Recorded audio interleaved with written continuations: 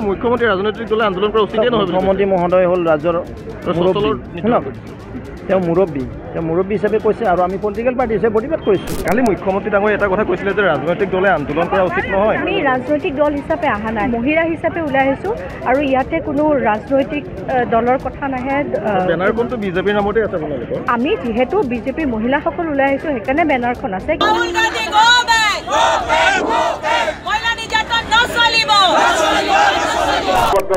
আমি এই প্ৰতিবাদী কাৰ্যসূচীটো আগবঢ়াই লৈ যাব পাৰোঁ। তাৰ বাবে আমি প্ৰতিগৰাকী ভাৰতীয় জনতা পাৰ্টীৰ কাৰ্যকৰ্তাক বিনম্ৰতাৰে অনুৰোধ জনাইছোঁ। লগত যে আছোঁ সেয়া প্ৰমাণ কৰিবলৈ আহিছোঁ। পলিটিকেল পাৰ্টিয়ে আন্দোলন কৰা উচিত নহয়, তেওঁলোকৰ যুদ্ধ বেলত আমি মহিলা নহয়, আমি মহিলা সন্মানৰ কথা চিন্তা কৰিব নালাগে। মুখ্যমন্ত্ৰী ডাঙৰীয়াই কৈছিলে যে আমি ৰাজনৈতিক দলৰ নেতা হিচাপে অহা নাই নহয়, আমি মহিলা হিচাপে আহিছোঁ। সাংসদ নহয়, আমি মহিলা হিচাপে মহিলাৰ আত্মসন্মানৰ কাৰণে ওলাই আহিছোঁ। আন্দোলন বুলি ক'লে কি বুজে? আমি ইয়াত আহিছোঁ যি ধৰণে আমাৰ বিধায়ক মহোদয়ে ক'লে যে মহিলা হিচাপে আমি মহিলাৰ সন্মানৰ অৰ্থে আজি আমি ইয়াত ওলাই আহিছোঁ। দলে আমি মানি লোৱা নাই, মানে গোটেইখিনি আমি দলৰ মানুহ মানি লোৱা নাই। আমাক ন্যায় লাগে। মুখ্যমন্ত্ৰীৰ কথা আপোনালোকে মানি লোৱা নাই? নোলোৱা নাই।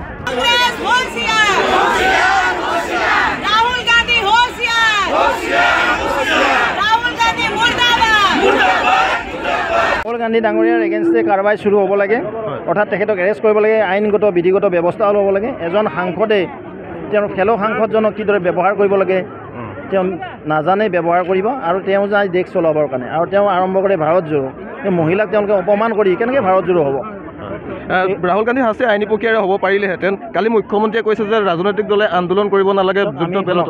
আমি এজ এ পলিটিকেল পাৰ্টি আমি পাৰ্মিশ্যন লৈছোঁ, আমি কোনো ইণ্টিমিশ্যন দিয়া নাই যে আমাৰ 2000, 3000, 5000 কাৰ্যকৰ্তা আজি আমি প্ৰগ্ৰেম কৰিম। ক'ৰ পৰা ডেষ্টিনেশ্যনো ধৰিছোঁ, লতা হিল টু জচিল হিল, আৰু আমি শান্তিপূৰ্ণ ভাবিছোঁ, ক'তো বেৰিকেড ভাঙিব জনাই, পাব্লিকক ডিষ্টাৰ্ব কৰা নাই। আমি আমাৰ গণতান্ত্ৰিক প্ৰক্ৰিয়াৰে আমি অহিংস নীতিৰে আৰু সুন্দৰভাৱে আমাৰ এই কাৰ্যসূচী আমি ৰূপায়ণ কৰিছোঁ। মুখ্যমন্ত্ৰী ৰাজনৈতিক দলে আন্দোলন কৰা উচিত নহয়। মুখ্যমন্ত্ৰী মহোদয় হ'ল ৰাজ্যৰ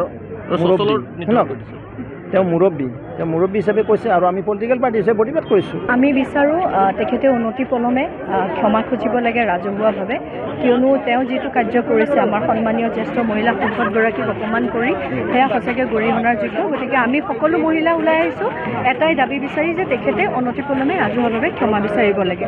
কালি মুখ্যমন্ত্ৰী ডাঙৰীয়াই এটা কথা কৈছিলে যে ৰাজনৈতিক দলে আন্দোলন কৰা উচিত নহয়, ৰাজনৈতিক দলৰ যুদ্ধ বেলত বাকচত হয়, কিন্তু আজি আপোনালোকে আন্দোলন। আমি ৰাজনৈতিক দল হিচাপে অহা নাই, আমি এগৰাকী মহিলা হিচাপে মহিলাই সন্মানীয় সাংসদ এগৰাকীক অপমান কৰিছে কংগ্ৰেছ দলৰ দলপতি ৰাহুল গান্ধী ডাঙৰীয়াই।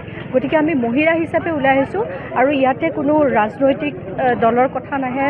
বেনাৰখনটো বিজেপিৰ নামতে আছে আপোনালোকৰ। আমি যিহেতু বিজেপিৰ মহিলাসকল ওলাই আহিছোঁ সেইকাৰণে বেনাৰখন আছে, কিন্তু আমি সকলো মহিলা অকল ইয়াতে আপুনি চাগে সকলোকে ব্যক্তিগতভাৱে সুধিলেও গম পাব যে বহু কেইগৰাকী আমাৰ বিজেপিৰ লগত হয়তো কাৰ্যকৰ্তা নহয়, কিন্তু তেওঁলোকে মহিলা হিচাপে ওলাই আহিছে।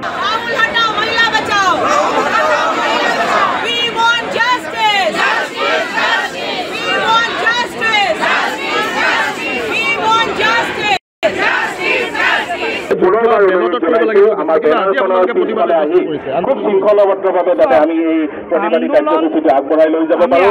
তাৰ বাবে আমি প্ৰতিগৰাকী ভাৰতীয় জনতা পাৰ্টীৰ কাৰ্যকৰ্তাক বিনম্ৰতাৰে অনুৰোধ জনাইছোঁ। লগত যে আছোঁ সেয়া প্ৰমাণ কৰিবলৈ আহিছোঁ। কন্যাক ডাঙৰীয়ানী অকলে নাই, কন্যাক ডাঙৰীৰ লগত অসম প্ৰদেশ ভাৰতীয় জনতা পাৰ্টি আছে। উত্তৰ পূৰ্বাঞ্চলৰ এগৰাকী নেত্ৰী, প্ৰথমবাৰৰ বাবে নাগালেণ্ডৰ পৰা তেওঁ মহিলা প্ৰতিনিধিত্ব কৰি আজি ৰাজ্যসভাত যাবলৈ সক্ষম হৈছে। ৰাজ্যসভাৰ সভাপতিৰ আসন সলনি কৰিছে। এনেকুৱা এগৰাকী নেত্ৰী আমি সকলোৱে তেওঁক সহযোগ কৰাটো প্ৰয়োজন। তেওঁ নিজেও অভিযোগ কৰিছে যে মোৰ স্বাধীনতা ভংগ হৈছে। অংশগ্ৰহণ কৰিব অহা ভাৰতীয় জনতা পাৰ্টীৰ কাৰ্যকৰ্তাক অনুৰোধ জনাইছোঁ সকলোৱে যে এই যাত্ৰাত প্ৰতিবাদী কাৰ্যসূচী পদযাত্ৰাত অংশগ্ৰহণ কৰে আৰু কোনেও যাতে ইয়াতে ৰৈ নাযায়। আমি যেতিয়া কাৰ্যসূচী শেষ কৰিম, আমি ভাৰতীয় জনতা পাৰ্টি অসম প্ৰদেশ পদপথ আছে তাতে আমি আজি ইয়াত প্ৰমাণ কৰিছোঁ। প্ৰতিবাদী কাৰ্যসূচী আমি সকলোৱে সকলোকে অনুৰোধ জনাইছোঁ।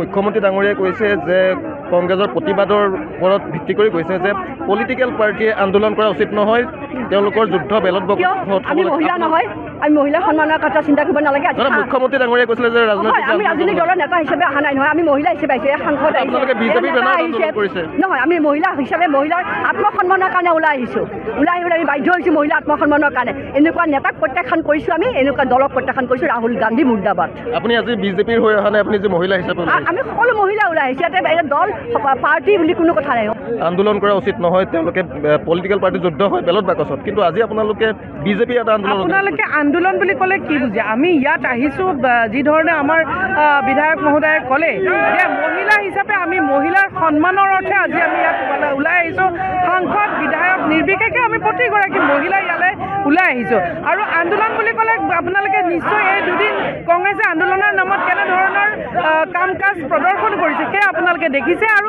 মুখ্যমন্ত্ৰী মহোদয় কেনেধৰণৰ আন্দোলন মানে বৰ্জন কৰিবলৈ কৈছে গতিকে আন্দোলনৰ নামত যি ধৰণৰ বৰ্বৰতা তেওঁলোকে প্ৰদৰ্শন কৰিছে তাকহে আন্দোলন তেনেধৰণৰ আন্দোলন বৰ্জন কৰাৰ কথা কৈছে কিন্তু আজিৰ তাৰিখত আমি প্ৰতিগৰাকী মহিলাৰ সন্মানৰ অৰ্থে ইয়ালৈ ওলাই আহিছোঁ আৰু মহিলাৰ যিখন ৰাষ্ট্ৰত আমাৰ প্ৰধানমন্ত্ৰী মহোদয় মুখ্যমন্ত্ৰী মহোদয় মহিলাক ইমান সন্মান দিছে যিখন ৰাষ্ট্ৰত মহিলাক পূজা কৰা হয় সেই ৰাষ্ট্ৰৰ বিৰোধীৰ মুৰব্বীগৰাকীয়ে যদি মহিলাক এনেধৰণৰ অসন্মান প্ৰদৰ্শন কৰে তাতকৈ দুখজনক ঘটনা আৰু কি হ'ব পাৰে রাহুল গান্ধী মুর্দাবাদ রাহুল গান্ধী মুর্দাবাদ রাহুল গান্ধীক এরেস্ট করো Congress go back Rahul Gandhi go back কংগ্রেসের দাদাগিরি নচলিব গুন্ডাগিরি নচলিব